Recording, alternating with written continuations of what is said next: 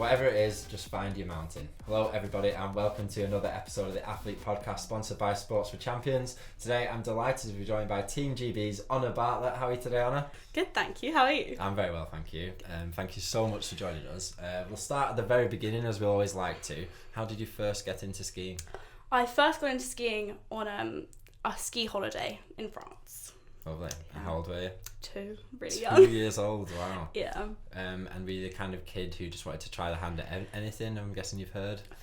Yeah, well I think I kind of just got put on skis and just went. You were just away. Do you think you were instantly, was it a kind of instant natural kind of thing? Yeah, I think so. I think my brother would say yes. Right. Is it a skiing family that you come from? Yeah, I mean, no one else. My brother raced, but my parents just enjoyed the mountains and skiing, which is kind of, yeah. Of course. And when did you first get into racing? When I was about 7. Wow. So quite young as well. But I'd say 7 to 12 was kind of when I properly got into it. Were you quite a competitive child by any chance? I thought I wasn't until I uncovered a video of me speaking to my parents on a kind of like camcorder the other day, and it turns out I was. What were you saying? Bad things. I was really competitive. Not actually bad things, but I was very kind of... You want to be the best kind of thing? Yeah, I was focused, I'll say. That's brilliant. And do you remember much about your early experiences of racing? Did you have much success? I'd say in British racing, when I went into it, I think the people who I race against now had already been doing it for a couple of years. Mm-hmm. So I was kind of behind them. So I remember the first couple of years being kind of like a chase to catch up kind of thing. That's my main recollection of the youngest years Were you of racing racing. against people quite a bit older than you? Well, it all works in age categories. Oh, okay. So they were all kind of the same age. I think I went in as bottom year, but you only have kind of 2 years in the age categories, so it wasn't too much. Makes sense. Yeah. And then was it just skiing, or were you generally quite sporty as a young person? I'd say mostly skiing, to be honest. I think the other things I did were to supplement skiing mainly growing up. I enjoyed kind of rounders and cricket, and I did a bit of athletics and cross country at school, and swimming actually. Okay, maybe I was swimming, gymnastics. Mixture. That's quite a lot of sport. Yeah. So would you say you were quite sporty growing up, or was it generally just like... I'm very mal coordinated, so I think I was quite bad at a lot of things. Okay. Like really badly coordinated. That's strange. Because I thought, I guess it's like, I suppose you don't need much hand-eye for skiing, but obviously you kind of have to have good control of your legs and your balance and things like that. Got no clue. Really? Wow. That's so interesting. Is that something that you've worked on over time? Do you work on balance? Yeah, definitely. Worked on... Well, balance is kind of okay. It's more the, like, hand-eye stuff. Right, okay. Which I'm not amazing at. How do you improve that? Throwing and catching balls a lot, throwing against a wall and that kind of thing. Right, wow. A little bit of like reaction, light up pods a little bit. That's really cool. Yeah. Wow. And then when did you first realise that this is something that you kind of wanted to pursue professionally? I think when I was about, let me do the maths here, it must have been 7. I did a pub race in Flen, which is where I learned to ski. And I kind of just remember the feeling of racing being like, wow, this is incredible. It was amazing. So then ever since then, I was like, yes, this is what I'm going to do. So once you decide that you kind of want to take it professional, what kind of aspirations do you have? Are you envisaging yourself on a podium, or are you thinking national level? What kind of thing were you thinking? To be honest, I think the things I'm thinking always is just like going as fast as I can. Kind of what I just want to go as fast as possible.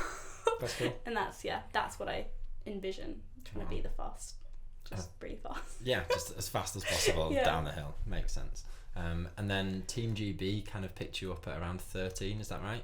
Yes. How does that come around? Yeah, so the children's international circuit in ski racing kind of starts at that age. So that's when they start doing selections, and I think about roughly kind of 6 people of each gender are selected for each race you go to. It's really good fun. It's really cool. Is that like a big step up in level compared to what you were racing before? Yes, big step up, because in kind of the British races in children's, it's you have just people from England, Scotland and Wales and a bit of Ireland, but that's it. And then the international races, you've got everyone from everywhere. And most people, England's the rarity in those races that we don't have mountains, and people aren't spending every Wednesday afternoon and every weekend skiing.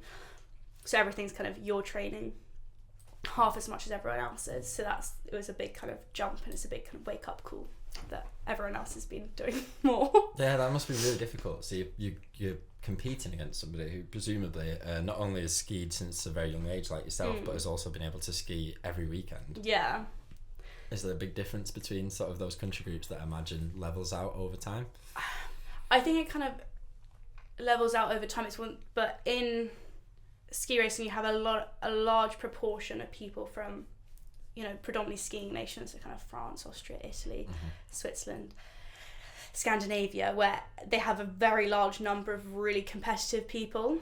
So in England, we only have kind of maybe a few people at each level in adults racing, but then in them they might have, for every one person, British person, you have maybe like 30 from a different nation who are at that level. So that's kind of the big difference, I'd say. So there's quite a lot of different disciplines within skiing. Yes. Can you touch on a few of the most popular ones? Well, so within alpine skiing, you have slalom, GS, Super G, and downhill, and then there's also an event called Alpine Combined. Can you go through what those yes. be? Because So, I think I only know slalom. So slalom's the shortest turn radius, and they are kind of single panelled gates, and that's the most kind of agile, and when I say agile, you have to be very agile for all of them. But it's kind of the most fastest feet discipline, and then working up, they all get progressively bigger turn radius and faster speeds.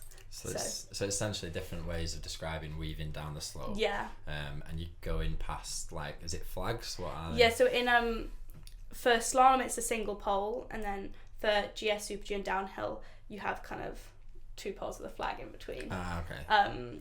But GS you just go around them, and then Super G and downhill you have kind of two of those flagpole gates and you go in between the two. But usually you're going to go tight to one because it'll be the fastest. So they have more line, there's more complicated ways of inspecting them than slalom and GS. What do you mean by inspecting? So you get to inspect a course before you ski it in races, and you think about different things. You might have kind of different areas of the course you've got to think about, or a particularly tricky gate or change of terrain, or if the snow changes halfway down the course, which sometimes happens. So those are kind of the key things you might be thinking about in slalom GS. But then Super G, you've also got a lot more line to think about, because if you're on the wrong line and the terrain changes shape, then you won't make the next gate, or the turns are so much bigger, you've got to think about those things a lot more. And especially with jumps and things, you need to be taking the right line off jumps, and if there are blind rolls and that kind of thing. But usually slalom, and most of the time GS, you can kind of see what's coming in front of you, so it's less to take on. Yeah, it makes sense. So you've got to, obviously you're going down so quickly that the reaction times and the margins are so small. Yeah. How important is it to almost visualize the course and to be kind of one step ahead? Everyone's quite kind of different in that aspect. Lots of people do use visualization to kind of, so then you've almost pre-skied the course before you actually ski it.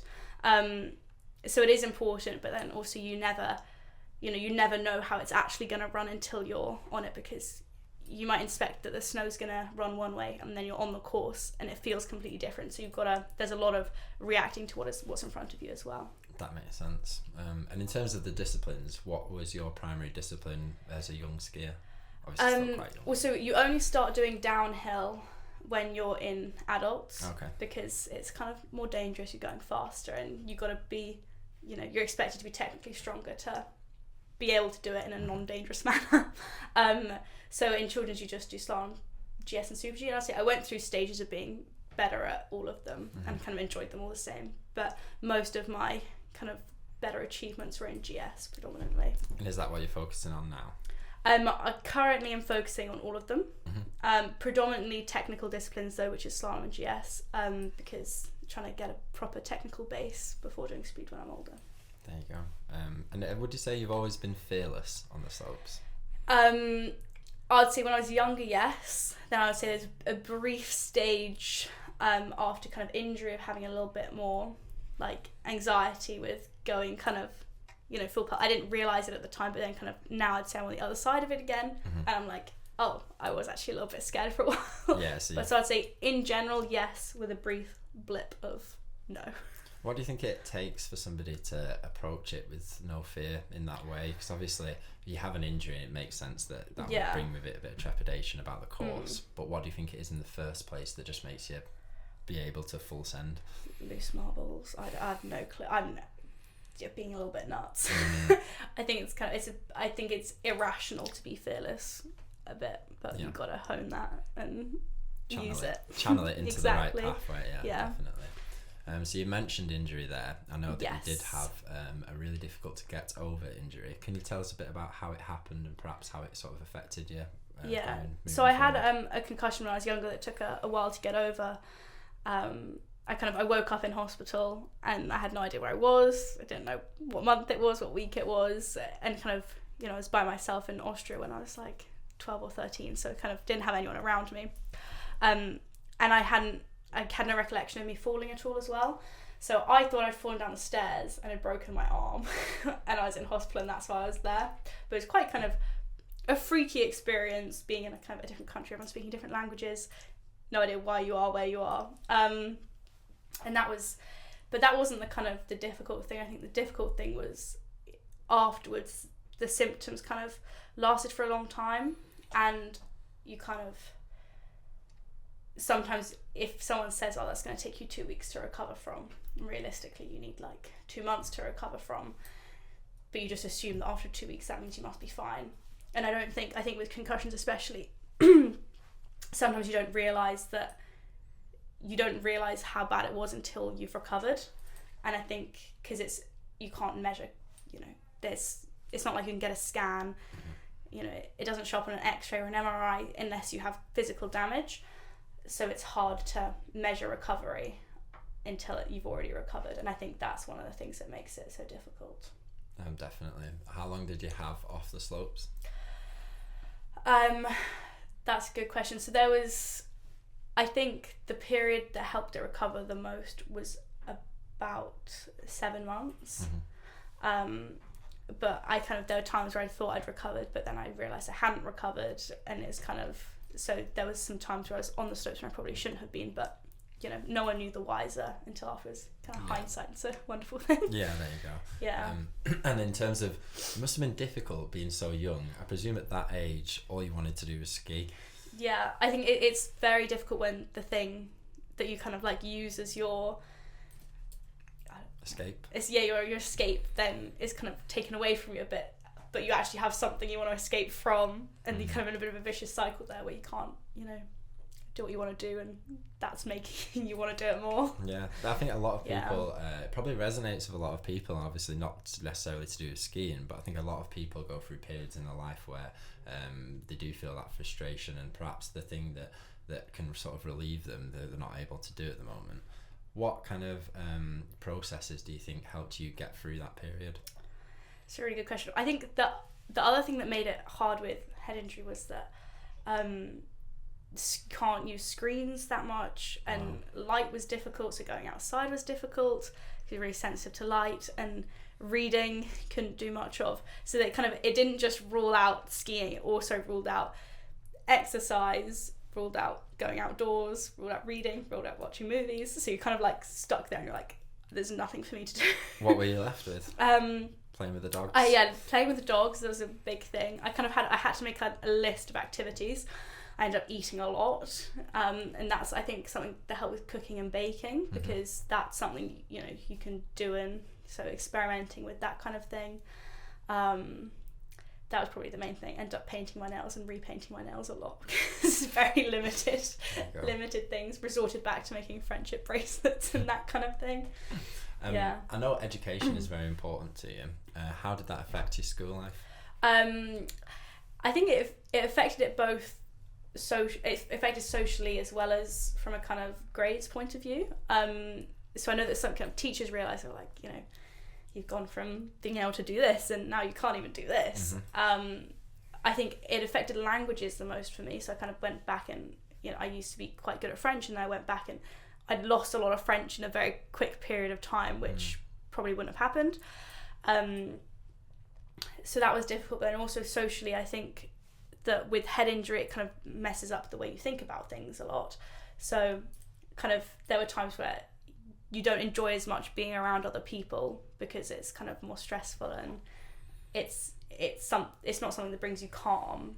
So then that was also quite difficult from that perspective, but luckily I had a very close group of friends that were quite supportive. But I think the support network's really important. So important. Any injury or any difficulty in Yeah. life, really. I think from that point of view, I was extremely lucky with my friends. So I know that having spoke to you earlier, that you kind of went back to competition and we were probably still slightly being affected in ways that maybe you didn't even realise at the time. Do you think that affected sort of your progression through the sport? Definitely. I think that it kind of, when you're still being affected, you haven't realised it, then things go wrong and you don't know why they're going wrong, and you kind of have maybe mental blocks that you wouldn't have had otherwise, and that can be quite like, why am I suddenly afraid of this? I'm not, like, I don't feel afraid, but my body's acting like it is afraid, which was weird. But then once it kind of like realised why and then could address that was definitely necessary. Yeah, that must be quite a nice feeling, actually, being being limited, I suppose, by this injury over time, but not quite knowing exactly what's going on. And I suppose now that you're fully over the injury, is that right? Yes. So it's almost like a new lease of life now, where you think, 100%. I can go, I can get those times. And, yeah. Are you completely focused now on basically kind of almost righting the wrongs of that period? Yeah, I think it's useful because I've learned a lot from it as well. So I mean, obviously, one wouldn't want to do it again, but if I'm kind of happy I've been through it now, so that I've learned a lot of lessons, and I've learned how to get over things, and to kind of trust the process, and even if things don't go right for a really long time, like, they will go right again, and you can have faith, and you just got to keep on believing and stick with it. Yeah, it's in there somewhere, so yeah, it's only a matter of time, I would say. And then what are you looking forward to over the next couple of years? Oh, so much. Just skiing. That's fine. Skiing. And traveling for skiing, because now I'm no longer at school. I'm excited to see more of the places that I go to, because in the past you have to travel a lot for skiing, but in the past I've been, the hours I'm not skiing or tuning my skis or gymming, then I'd be doing schoolwork. So now I have like an extra hour in every day to go and kind of walk about and see more. That's nice, yeah. Which is something that I haven't had in the past, which I'm excited for. That's great. And then in terms of you mentioned there briefly the gym aspect of things. What kind of approach do you take to skiing? I imagine there's a time when perhaps it was literally just skiing, but now do you do a lot of work to support the kind of muscle groups you use? I'd say I think growing up I kind of always realised that it was quite important to kind of work the other, do other work to supplement it. So I was always keen on it, but I think there's a long time where I was kind of maybe going the wrong way about it. But I think that meant that I spent time young learning what I enjoyed to do to help it. So now I kind of, I played a bit of squash with friends, do a bit of climbing, random other sports that I didn't do beforehand, that I've kind of gotten into to learn a new skill, because I think that's just as important as well, trying to keep the brain learning new things. But yeah, it's a lot. I really enjoy it. What? Sorry, did that answer the question? That was answering the question. That was really good. Yeah, don't worry. And then, so what would be the mental and physical attributes that you'd say are the most important for your sort of specific disciplines? Okay. Physical, core and legs, definitely. I mean, you use your arms to push out the gate, but then they're kind of just there to balance you. Oh, and balance, I guess. Of course, yeah. But a lot of force, especially in the speed disciplines, a lot of force goes through your legs. So if they're not holding you, you're gonna just crumple. So that's also, I think, why core is so important. Also, I've kind of learned over the years, you've got to focus a lot on neck strength, especially as a female athlete, to try and help prevent concussions and rehab like neck damage and stuff. And stuff very specific. So that's kind of physical. And mental, I think, is kind of staying true to yourself, and in terms of like believing in yourself, I think is the most important, because realistically there are going to be times where no one else believes in you, and if you don't believe in you either, then you've got nothing. That's so true. We talked to a lot of different athletes obviously on the podcast, and we found that amongst the most successful athletes that we speak to, mindset is almost as important to them as the physical side of things. Is that something that you read a lot about? I would definitely agree. I think everyone has in the same way people's physical programs are often very different, and everyone has their best way of doing it, and this is the best way to do it. I think there's also the same there's no one right way to go about, mental training as well. So personally, I quite like to read books about it, and I also like, for my kind of personality, to write things down. I find it kind of clears my thoughts in my head more. So those would be my reading about it and writing about it. There you go. Is there anything that you do in particular to get yourself into the zone before a big race? I like to just relax and have fun, to be honest. That sounds stupid. Is there a zone? Is there a there place is that a you zone. kind of That's go not to? a lie. That's true. What does that place feel like? It's incredible. Kind of emptiness. Not empty though. Like, just if you have time to, if you're like thinking, then you're not in this. Then you're not kind of in the flow or in the zone. You've got to. But sometimes you can't. If you're not in the, it's sometimes hard to find it. But when you find it, you're like, wow, that's good. Because you just don't. Sometimes you get to the bottom and you're like, oh, I don't know what happened there. Kind of, you're just completely at one with your run. Yeah. Now that really does make sense. You see a lot of athletes, particularly if they've got stuff going on outside of their sport, and while it might not actually directly affect anything to do with the performance, they find that there is something missing, and I do think it probably is something about getting yourself into that state it's a flow state, isn't it, really?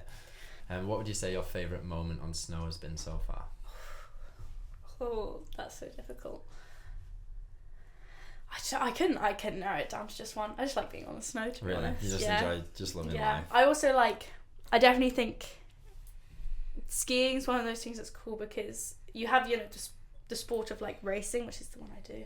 But there are also so many other things to do on the mountain that involve skiing that kind of, they'll inadvertently help with that. So I really enjoy powder skiing, and I enjoy ski touring, and I love free ski days with my friends, so I enjoy all aspects of skiing. I don't just have to be racing constantly, although obviously I do love that as well. It's definitely the sport with the nicest backdrops, absolutely. 100%. I feel you're so lucky to be able to work, I guess, up there in the mountains. So beautiful. I think we'll attach some clips to the beginning of this podcast with a little bit of the backgrounds that you can kind of expect to see. The other thing that comes with that, though, is a very expensive sport. Can you tell to me a little bit about funding and perhaps how Sports for Champions is going to help you in your career? Yeah, so it's definitely a difficult sport to fund, especially at all levels, to be honest. It's, if you're not from a kind of a skiing nation, then it's not easy to fund, and you're not just paying for the sport and the training, but you also have to move about, so you can't live at home while you do it, so that adds an extra cost. So the Sports for Champions means that you have the ability to help people, but then also that's gonna help fund your training as well, which is nice. And then would you say that you apply lessons from your sport to the rest of your life? Yes, definitely. Oh, I'd say so, 100%. What kind of things do you take from skiing? What skiing taught you that you take on into the rest of your life? I think not to take things too seriously, because just to enjoy everything, because I get to spend most of my time doing what I love, which I'm very lucky about, but then making sure that when you're not doing that as well, to just enjoy kind of everything, because even if you're not skiing your best at training, you've got to find the other things that if that's affecting your kind of happiness levels or whatever, then you can be like, okay, well, but look at the view, and the air or the snow, whatever, you find the other things that you love about it, to make sure that you're still having a good day. Yeah. So to kind of find the little thing. Never a bad day. Yeah, exactly. And then in terms of legacy, what kind of legacy would you like to leave behind in sport? That's a good question. A good one? A good one. A good legacy. I'd like to find a way to help other people to find the thing that makes them feel the way I feel about skiing. That's what I'd like my legacy to be. That's really good. And if perhaps... Has someone said that before? No, that's the first time that's a good one. That was a new one on the pod, but it's a really good answer. Very wise. Yeah, because, it won't be skiing for everyone. Yeah, of course. But it's just, for me, it's amazing. Find your mountain. Exactly. Find their thing. And finally, if you were to have a piece of advice for somebody maybe starting a career in skiing, or maybe just looking to pursue sport professionally? I think it's important to believe in yourself and to work hard, because if no one else believes in you, at least you believe in yourself. And hard work is that's what's going to get you there. Because that's what you got. That's your only controllable, is working hard. You get to choose every day how much effort you put into something, and no one else can take that away from you. I think that's a really good note to end it on. Thank you very much for joining us today. Thank you for having me. No, you're more than welcome. It's been a pleasure talking to you, and thank you to everyone watching at home. It's been a great time here at Sports for Champions, and we'll see you next time.